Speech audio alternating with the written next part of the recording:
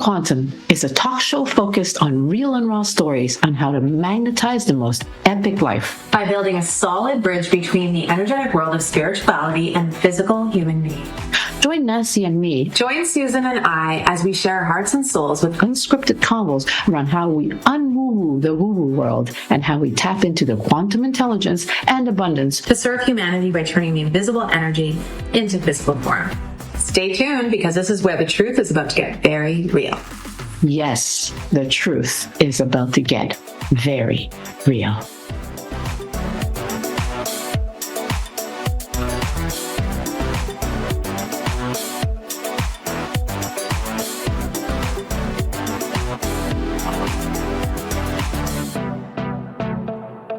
Welcome to another episode of Girls in the Quantum. And today, Nancy is not here with us. She's busy, but we have Catherine and Wilson. No boo! Yay! We have Catherine with us. Hi, Catherine. How are you? Good morning. Yeah, it's a bummer that Nancy's not with us, but we'll play with her again. We will. But today I wanted to talk about how to switch our mind and be positive in moments that we have every excuse and every reason to be upset or sad or whatever else that brings us down. Catherine Ann Wilson is the founder of Stop Trafficking US, and she is one of the most popular people in the US who is really speaking up for the children. And she's involved in preventative measures on how to really bring awareness to the world on human trafficking, on sex trafficking, on anything that protects our children from exploitation. So welcome to another episode of Girls in the Quantum. And I'm Susan Hum, the Love Hacker from Montreal. Catherine's speaking from Maine. And we are about to dive into a really important subject that is not talked about enough, right, Catherine? It's absolutely true. So I am and particularly today, because it is a gloomy day in Canada. It is a series of gloomy days, not just for us, but across the nation. We've had crazy weather.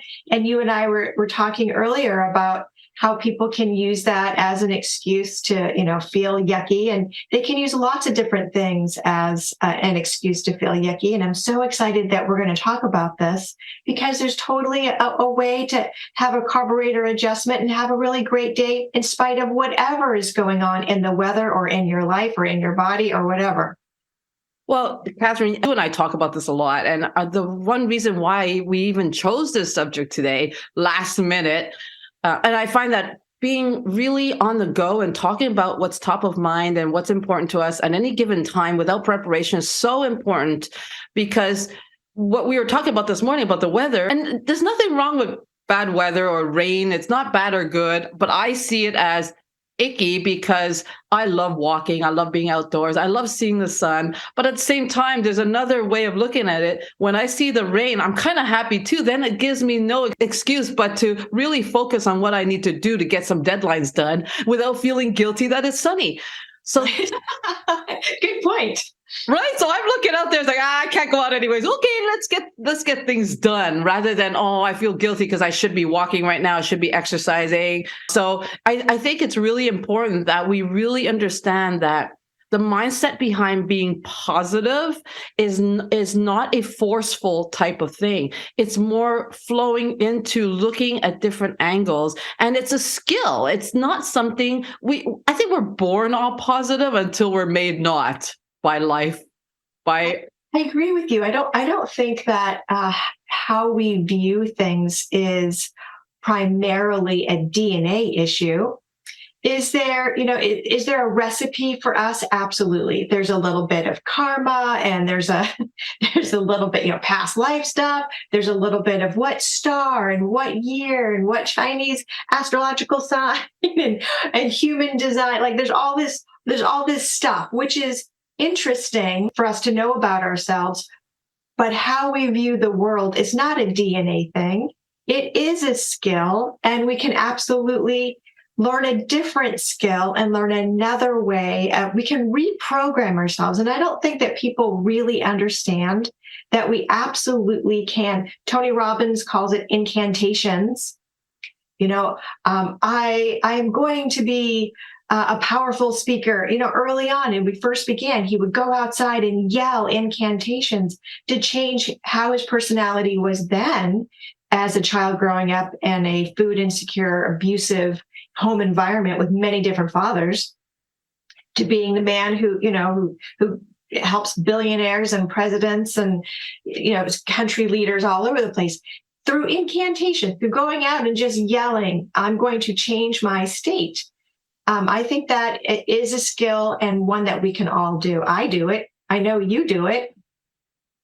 We have to, otherwise we fall victim to everything outside of us. The world is not a perfect place. It could be only as perfect as we make it within ourselves.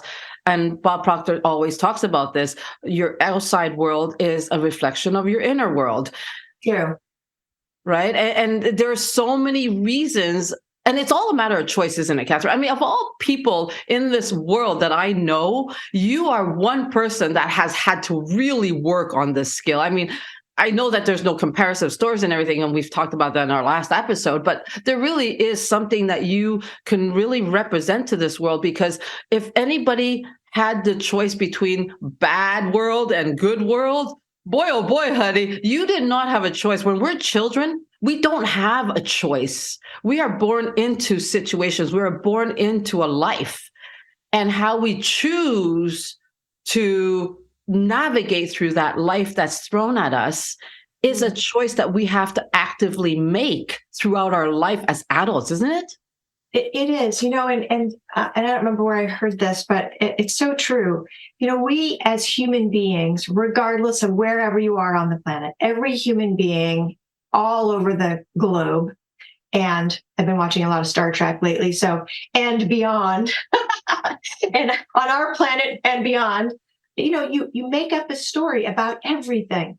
What friendships should look like, what a job should look like, what an intimate relationship should look like, how our feeling for animals should be, where we should live. We have a story of whether we live in the city or whether we live in the country, or both in your case, or, we have a story about everything.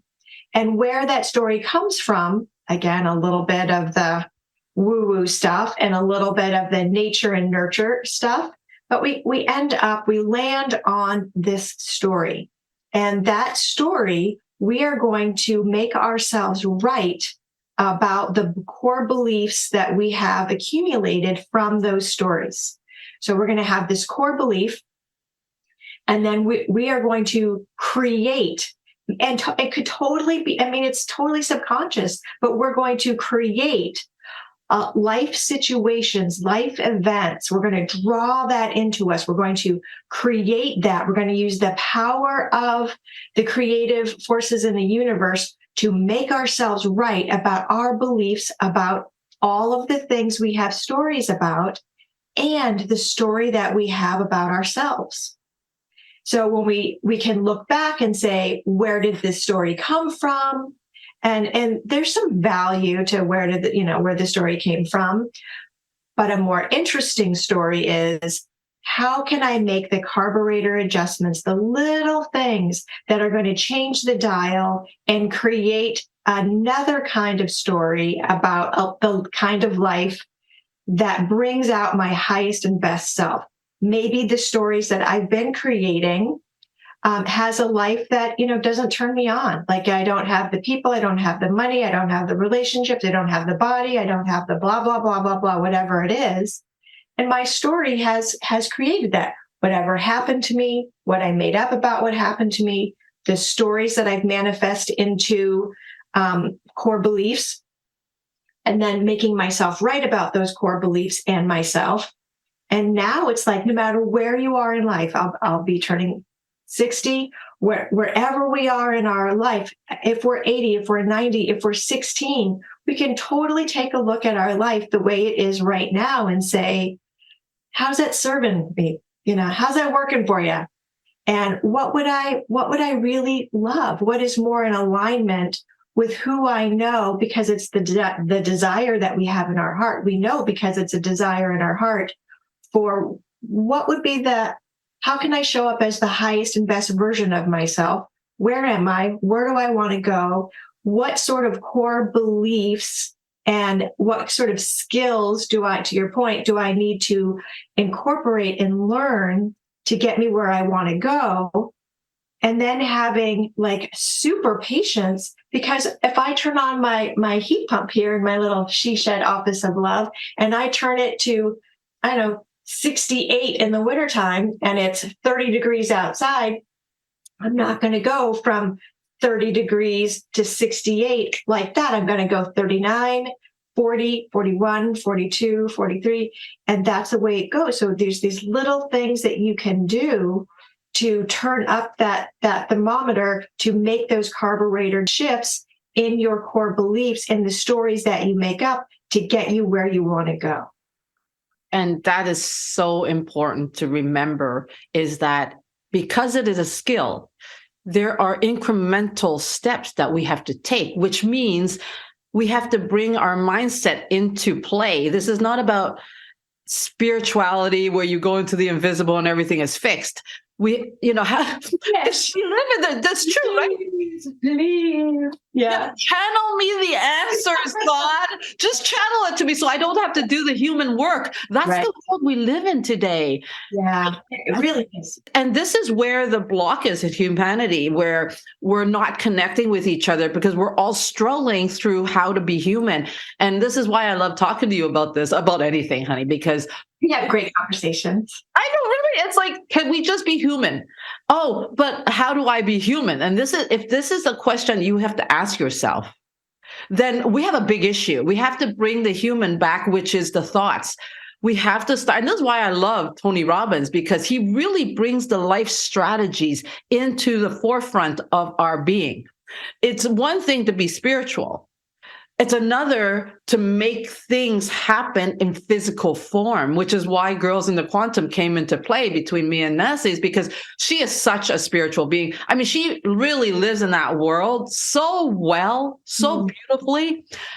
And I think that me being so ultra human, I am a humanoid. That's what I am. And I always joke around about this. It's true.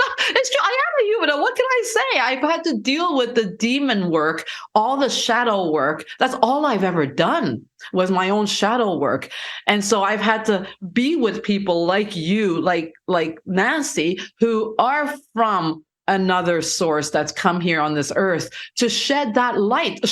There we go. That's why you have a she shed of love, right? It's to shed that light to the world of what is. It doesn't matter whether it's wrong or right, but you're right.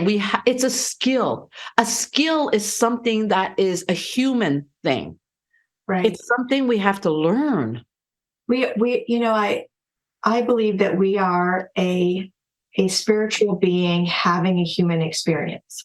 So there is this human side and the spiritual side, and learning, what can work, what will work, what are the connections between the two that will cause an effect, that will cause the effect that I want. So it's very much like being on a team. So, we have all this reality television, and teams have to survive 40 days in the African jungle or whatever it is. Like they have to accomplish something.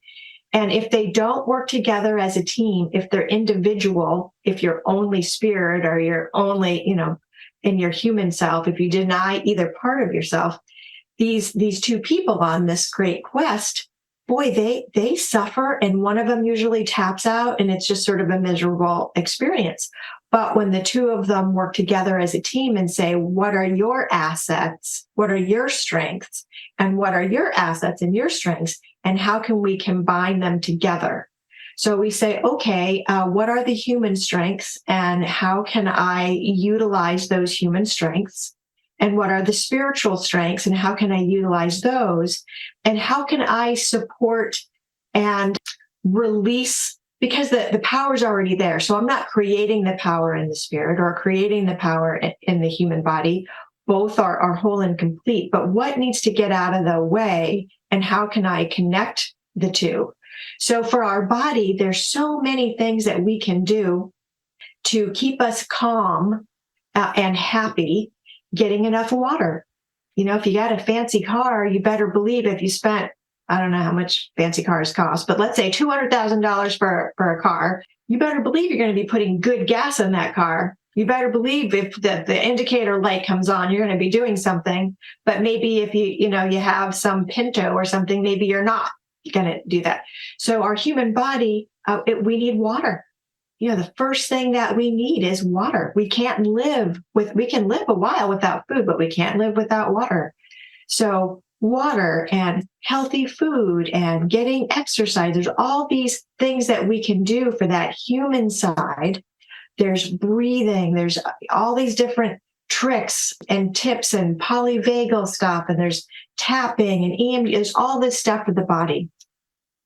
And then the spirit is just really going out in nature like Kevin does every day for 3 hours. I love him, just being in nature, unplugged, like no ear pods, no listening to anything. There's been great recent research on that. Skipping the booze and the drugs and just go outside every day and listen to the birds and listen. And that allows spirit. So we're going to refuel our spirit and connect with spirit that way. So when you're doing things to connect with spirit and you're doing things to strengthen the body, then together, now you have this great vehicle to create that life and that feeling of how you want to feel in life. So you want the life. Well, why do you want the life? Because you want to feel a certain way. And you learn through this evolution of, I could still feel that way and have a different kind of life that maybe you didn't even think about, right? So it's just, when you step back and take a look at the whole macrocosm of it all, it's really a great experiment being on this planet, isn't it? I mean, it's just really cool. And that's the number one skill we have to actually learn, is being able to step back outside of our own stories and emotions and just observe all the ingredients in that recipe, because you're just lost. So many people out there are suffering because of the fact that they can't control. In the end of the day, isn't it all about control? Isn't it really all about control? That is the first sign. It's the story you make up about control. So if you have a story that I must have control, it won't come out right if I don't have control. So that is a setup for suffering. One of the crosses I bear in this life, everybody has stuff they have crosses they bear with. One is migraines for me, and one is post-traumatic stress disorder. So, and I'll go years without a post-traumatic stress episode, but it's like remission, not gone forever. So I make sure that I'm ready for that if it happens, when it happens. And migraine. So when one of those things sort of pops up, I'm out of control. So there's nothing I can do. I have the migraine. So now whatever I planned for the day stops, and now I have to deal with the migraine. And some people it's epilepsy, and some people it's blood sugar, or it's a prosthetic, or, like everybody has something.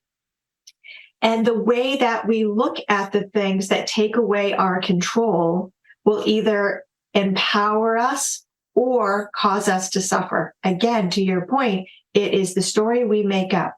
So if I make up, oh, darn it, I have another migraine, I'm not going to be able to da-da-da-da-da-da-da, what can I do? So that question, what can I do? What will work?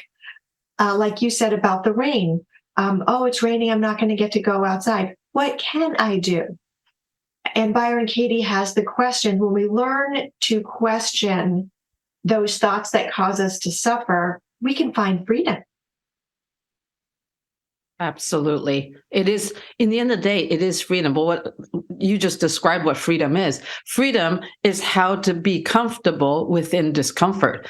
And here's another thing. I think I deal with a lot of clients coming at me with sometimes the funniest questions. They could be the funniest questions. It's like, how do I get rid of not being able to wake up early in the morning? How do I become better and wake up early in the morning like you? Like, how do you wake up at 5, 6 in the morning and you're still ready to rock and roll? By the way, between 5 and 9, you and I saved the world already once go around. People are still in bed. You and I have just saved the world and come back home. Like, Yeah. Yeah. At 3 o'clock in the afternoon, though, we're ready for that afternoon meditation. Yeah, nap.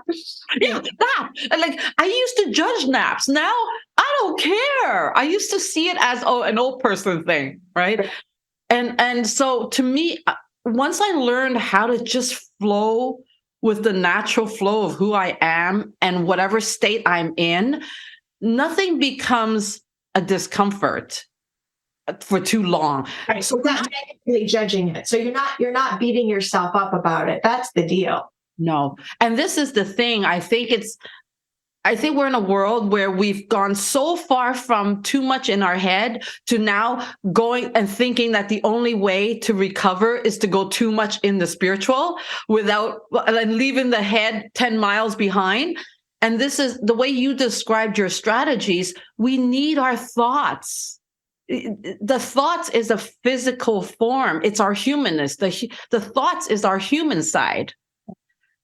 There's nothing impure about our heart. It's pure. The only thing, like you said, for me as a humanoid, how I look at the poor quality of gasoline that comes into our system is the thoughts. So I help people manage those thoughts, understand those thoughts first and manage it, but not judge it. So many of us, we go through, it's part of the process of growth. We judge our thoughts, we judge ourselves, and then the thoughts become very toxic. So in the end of the day, it's all that internal Lord of the Rings movie that's going on inside of us, the orcs against the good people, right? Right. So if I was in a movie theater and there's a big screen and it's and the videographer is doing it like you are walking through the forest, you come up on whatever, you know what I mean? Like that's the view from the camera. So I'm watching that. I'm not really in that. I think that a really vital skill is being able for my soul, for lack of a better word, my spiritual self, watching and listening to my human self. So when I have the thought, wow, it's cold outside. Well, why am I thinking that thought, it's cold outside? Or the negative narrator who's saying, judgmental, yucky things or whatever. That's not me. I'm listening to the human, right? I'm listening to the humanoid, right? I am listening, I'm watching.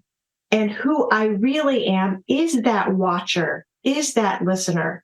I'm not this humanoid. On my iPhone, when I go to Facebook and I say beautiful periwinkle shirt, like what you're wearing, next thing you know, and anybody who's on social media or uses Google knows this, for the next week, I'm going to have ads for periwinkle shirts like crazy. Like every other thing on my phone is going to be periwinkle, right? That's the human being.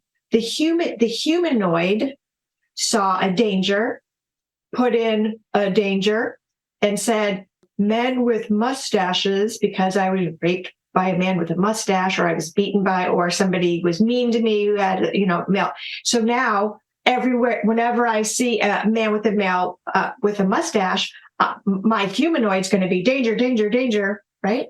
But that's not reality. One person was the yucky guy, not everybody, but my humanoid has this programming. So our organic bodysuit is like artificial intelligence and is warning us and telling us stories and all that. When we learn how to, and meditation really helps with this, doing your spiritual work really helps with this, really we're able to see the difference, acknowledge the difference. Like there's this deeper wisdom, if you want to call it, or spirit or God or Holy Spirit or whatever, our soul self watching this human self. And from that place, we can sort of laugh at the humanness. We don't take it so seriously because we get that it's not our true self. It's just this crazy human being. my crazy human being has the migraines, but that's not who I am. That's my crazy, that's my humanoid. When you're able to separate the two, a whole nother level of evolvement, really, like that is when you're updated, and yet you have another evolutionary update. And all that evolution is just being able to see and feel who you really are at a higher place. You haven't changed. You still are who you are. That spiritual being is perfect. You're not, when people say, I'm going to help you with soul growth, I'm like, my soul doesn't need to grow. Like, my soul is perfect, always has been perfect, always will be perfect. Nothing can make it not perfect. I've just gone to another level of who I already am when I'm able to separate the two. And I think that's why I can honestly say that the work that you and I have done throughout our life, it's purely how to become the most effective learner. I think people who are effective learners truly are happy people, because that's the one thing I've seen. The greatest struggle, I've worked for years with clients on how to live a better life, how to live a more fulfilling life, how to achieve a purpose in life, and how to wake up in the mornings feeling better about yourself than not. And I think in the end of the day, everybody that I've worked with, I've had to teach them how to learn, how to not judge themselves for having to learn and relearn and unlearn and everything that has to do with learning. Isn't that the truth? Yes. So wanting to learn, so we can all learn. So there's that. Everybody can learn. It is the want to. So the people who thrive are the people who are willing. So they can come to you and say, how can I get up early in the morning? And like you were just saying, well, they have to be willing to stop 2 hours before bedtime, not eat anything, make sure their room is dark and cold, turn off the electronics, and go to sleep. They have to be willing to do what it takes to get that outcome. You want to wake up at 5 o'clock in the morning, 6 o'clock in the morning, happy? Well, you need to be asleep by 10 if you're going to get a nice 8-hour sleep. And in order to be asleep by 10, there's a ritual, because we know about the human being self. We know that the humanoid needs to have no stimulants before bed, dark and cold before bed, no water, so you're not getting up to go pee, like all these different things in order to get that good quality sleep, so you can wake up every morning without an alarm clock, fulfilled, rested, and happy.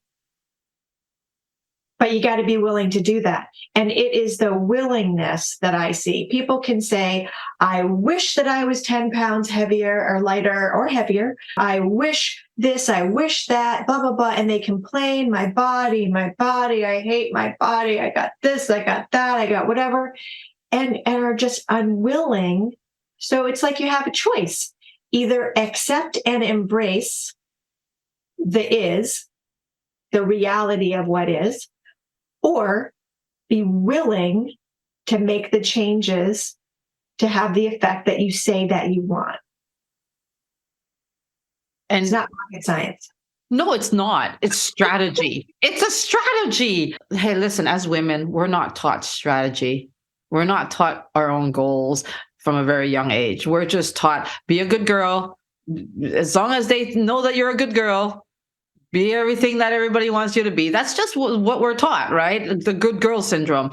So we have to actually learn how to set goals, how to set goals that resonate with us. Because we have to set goals that don't resonate before we set goals that resonate. Because otherwise, how are we learning how to resonate? And I think boundaries. Oh, that's the strategy, right? Like setting the right boundaries, because the boundaries are just guardrails that keep our little go-kart within the path of where we're going. I love that. That's a great analogy. I love that. You're so right. So what we were talking about today is how to be happy no matter what's going on, and boundaries, strategies, understanding the difference between the humanoid and your spirit self, and being able to make choices about your beliefs, about the stories that you make up, and strategize, being able to look at, okay, where did my stories come from? And does that serve me? Do I like what's going on? Where would I like to be? What carburetor adjustments do I need to make? Have a strategy for making those small, tiny baby steps, because that is the most effective. There's so much science behind all this. And just choosing, like, what can I do? What will work? God, grant me the serenity to accept the things I cannot change, the courage to change the things I can, and the wisdom to know the difference. Classic. Isn't it? It's a beautiful phrase. It's a beautiful statement to live by. And that's one of the things, like I said, with you, feeding the faith is the work. Ultimately, it is just living with faith. But how do we have faith? We have to feed into it. I love this. So I trust, and I have that where I can see it. When I start freaking out and I'm like, oh my gosh, I have just set a goal that is like beyond what I can't even like tell you, like, how in the world am I going to do this? Blah, blah, blah, blah, blah, blah, blah, blah. I trust. And by the way, the trust part is what you have built up in your life to be able to even go there. The trust. Yes. And the trust comes from experience. Yes. When I say, I don't know how this is going to work, but I know that it's going to, like, I feel this is a heart's desire. This is something I want to do. I don't know how it's all going to come together. Can I just tell you a thing that happened yesterday on the trust? So I had two opportunities.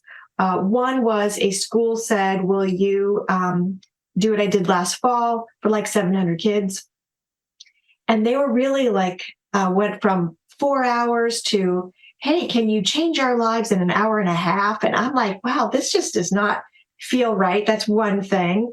And then this other thing was Homeland Security saying, would you help us with vicarious trauma? So in law enforcement, they see these awful things and it affects their mind and their body. And then that comes out in dysfunction as individuals in their work and in their family lives. So would you help us with that?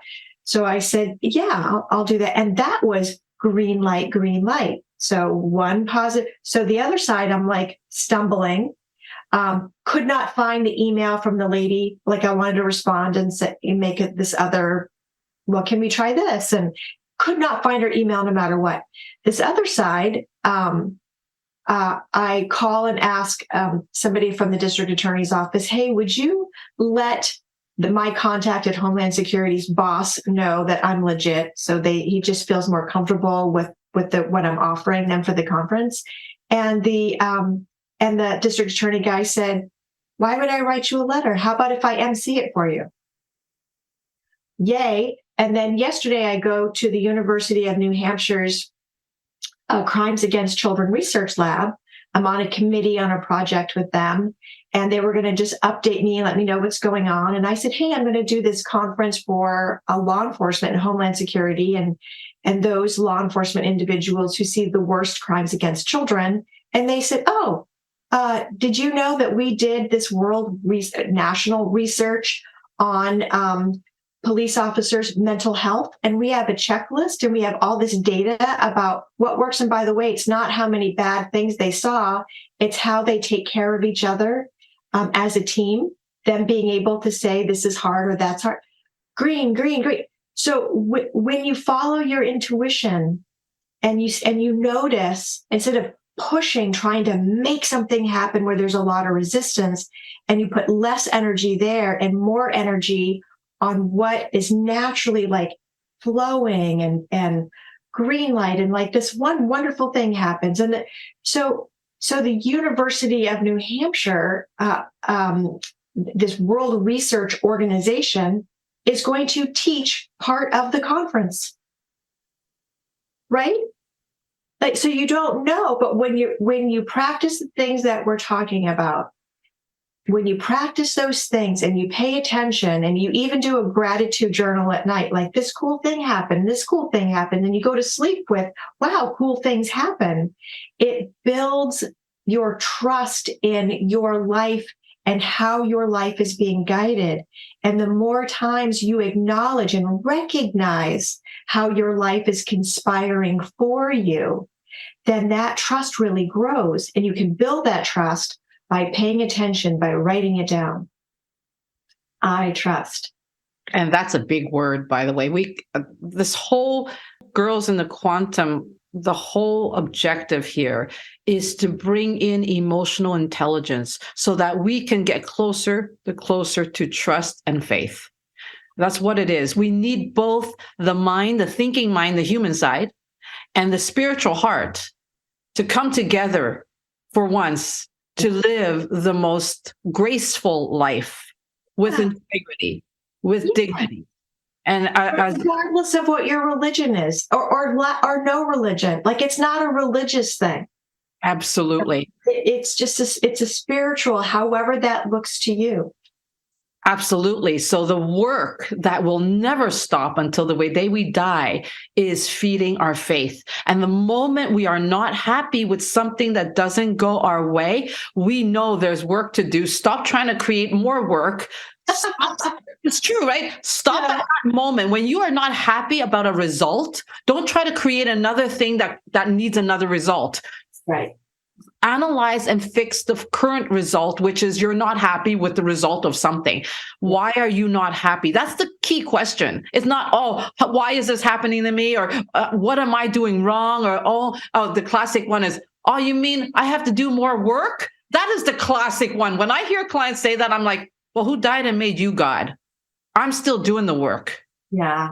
I'm 54. I've been doing the work for 30 something years on actively doing the work. We've been doing the work since we were born. Okay. But to actively do the work, I've been doing it for 30 years. Yes, it can be tiring, but it could also be inspiring. If you are able to switch your lens, your prescription lens on celebrating the good things and stop torturing yourself on the stuff that you cannot control. That's the work. It's the lens that you have on how you see the world. It's perceptions. It manages how you expect things. Expectations lead to disappointment. We have to understand all these. These are simple concepts, but ignored largely. And if we don't ignore them, we're fine. Well, you said the word work, and that your clients sometimes say, I have more work. To me, it is a fire hose. So, everything that we just talked about, our beliefs and how we make ourselves right about the beliefs and all that, without consciousness, it is just flailing all over the place. So what they're calling the work is grabbing the fire hose and being intentional. That hose is going all over your life, or you are grabbing a hold of it and you are consciously saying what needs to be watered, and you're consciously aware of it, and you're using that power in a way that you are meant to. It is that the power of the unification of humanoid and spirit, that is a plug outlet and a plug. It was there all the time. And together, when they're put together, the light comes on, the power comes on. So it's not work, it's intentionality. It is that awareness of how together you're going to use your innate power of being a spiritual being, having a human experience on this planet. You can use that power You can grab a hold of that hose, or it's just going to be all over the place. And your life will be a series of responses and reactions to what was unconsciously happening to you because of you all through your life. And you get it. You get it I understand trauma. I get it. We all have some sort of trauma, some of us worse than others. But in the end of the day, the work can start somewhere. It doesn't matter what we've gone through. It does matter because it affects everything that comes at us. But at what point, and I'm sure you can speak to this, at what point do we just say, okay, I have trauma. I have some work to do. And today I'm going to start. It doesn't mean in 1 week it's going to be over. I have one client that has PTSD. Well, quite a few of them, but only one of them really admit it now, which is incredible because, you would think that PTSD can be picked up early enough, especially within the first responders. I'm just incredulous on how many first responders go undetected without. They're not properly trained. That's all. They just didn't see it. And it might not be a rape or a beating or food insecurity or whatever. I have one woman whose mother insisted to be in the changing room with her whenever they would go shopping for clothes, and would look at her body. Her mother would look at her body in a way that my friend felt icky. She had an icky feeling, and and that stayed with her.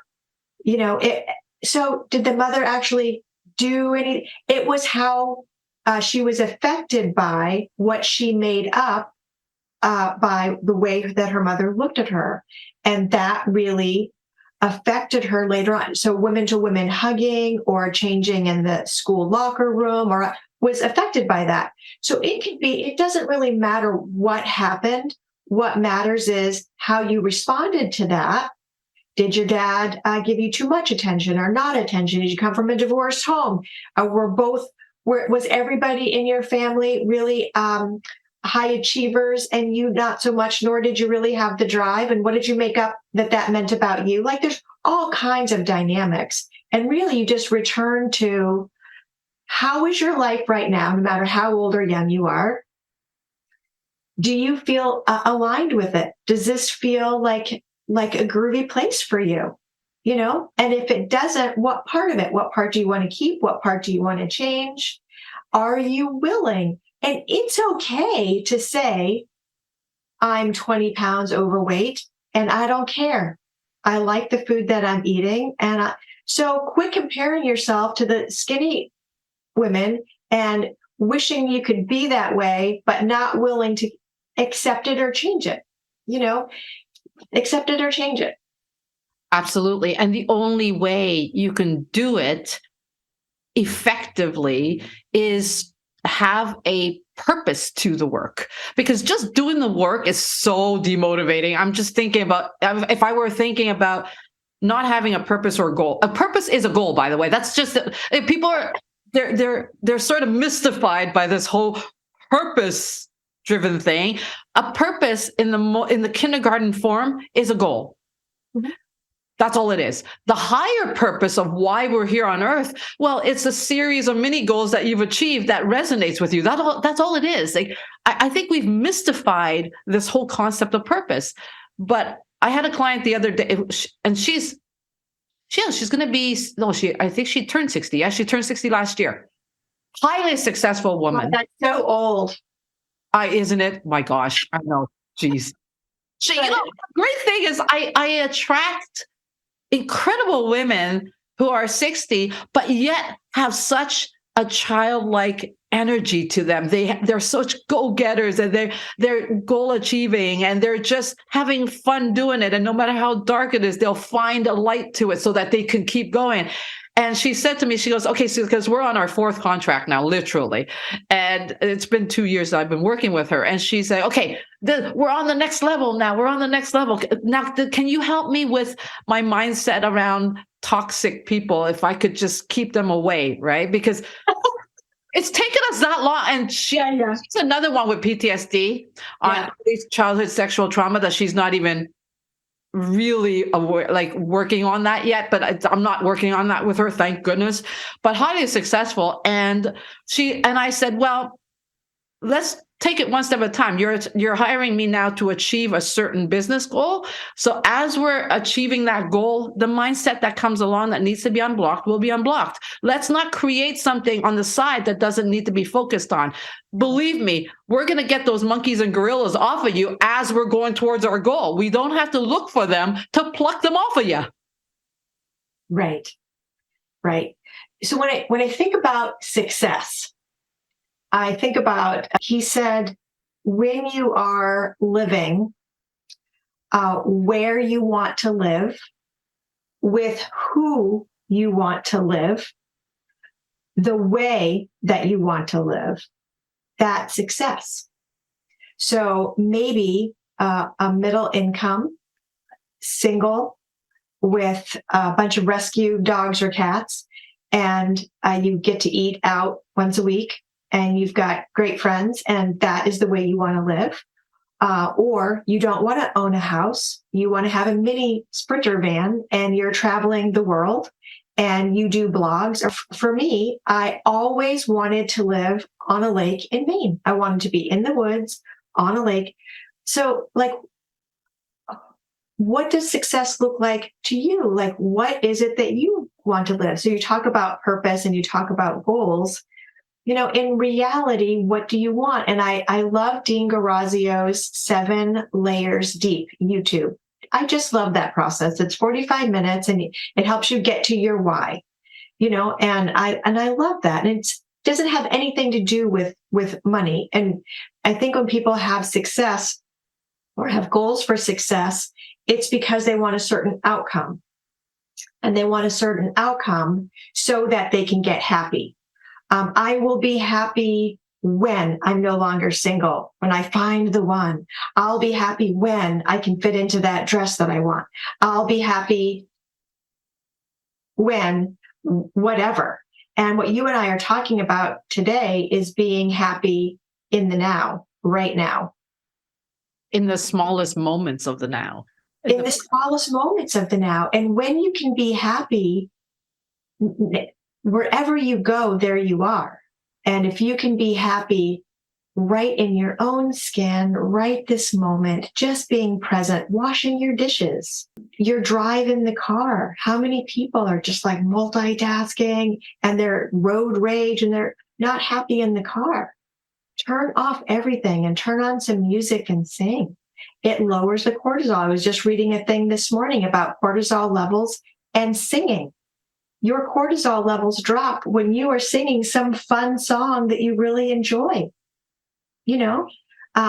Learning to be happy, looking in the mirror. Mel Robbins has this whole high five thing that you start your morning with a high fiving the mirror. Love you, high five. Really just so many little micro places that add up when you can be happy in the now moment. I could not be more happier starting my day with my little dog here asleep beside me and talking to somebody. Like, the fact that I get to start my day and have a conversation with someone like you is just like, if this is the only thing that happened all day, if I fell asleep the rest of the day or whatever, like, my day is complete because I have gotten to have this time with you. Oh, it just sets everything else is bonus. That's why that one guy says, start your day, that one military guy, start your day with making your bed in the morning. So you have that accomplishment. You did that accomplishment, or waking up, or whatever the little micro things are, being happy in the now moment, because there are no guarantees. You and I are old enough now in our 50s. How many people have passed? I know. Right? Like, I was just thinking that yesterday, actually, because an ex of mine died. I'm like, oh my God, my exes are starting to die. Like, what the heck? Right. And Kevin is out talking to he's seeing possums in the wood. When people come to me with high anxiety, panic attacks, that sort of thing, the homework assignment is always to go in nature and look at using all of your senses. What does it smell like?